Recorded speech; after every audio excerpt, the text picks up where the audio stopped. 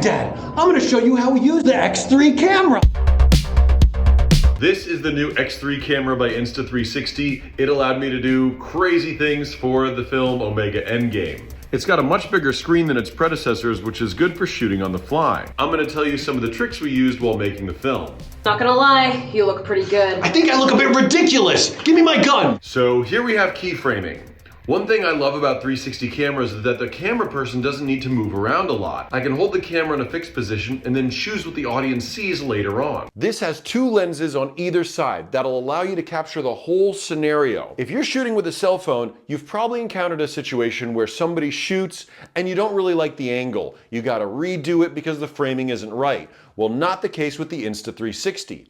With the X3, you can shoot the action and then reframe it later to show the audience what you think is the best part of the scene. This is not just for vlogging. This is good for action sports. This is good for narratives. Honestly, the possibilities are endless. When I shoot with this camera, I don't have to reshoot takes as often because I know I've captured the whole scene. I know that even if my camera person didn't do it right, I can still improvise later on. That's how I'm able to churn out content so quickly when I use this camera. You're late. Rectamo sent me. I call this third person follow. I use this to recreate what we see in the Grand Theft Auto video game. I love this because it looks cool and I don't need an extra camera person on set to hold the camera. The camera chops out the invisible selfie stick so you can't see it attached to my back. This creates these really unique behind the back shots that are similar to a video game. This is the bullet time effect. The Insta360 X3 lets you do this effect all in the app. All you have to do is spin the camera around your head, make sure you're not hurting anybody, and the app will do it for you. I use this effect twice in Angel Shot and I love it each time. You'll never get all of the orphan's cancer medication. This is the first person camera view. I use this a lot in my projects. It's pretty simple. Strap the camera to someone's head. We mounted this camera to a Lamborghini with the use of these suction cups and the invisible selfie stick. The camera cuts out the invisible selfie stick, so we have the illusion that a drone is following us behind the car. Finished.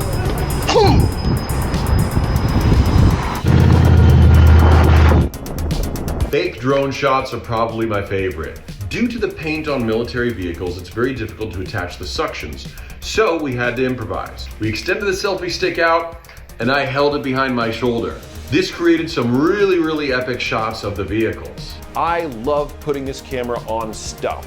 We used a suction cup mount on a Lamborghini to create these cool drone style shots. These shots hovered behind us like we were playing GTA. We can move the camera around in ways that we definitely couldn't do with a traditional DSLR. I hope you found this entertaining and informative. Insta360 cameras are great and the X3 is out now.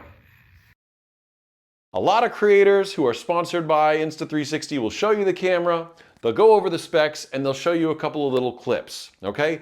Not this time. You can see how this camera operates under a variety of different circumstances just with Angel Shot Origins, the Omega Endgame. Insta360 funded me to make this movie, and I'm super happy to bring it to you. It's a little goofy, but it's got a lot of action, and it shows off a lot of the camera's capabilities. After you're done with this video, if you still need convincing, please take a look at my short film. No matter what level you are in your creation journey, whether you're just starting, intermediate, or you've got career money like me, take a look at that link in the bio and pick this camera up.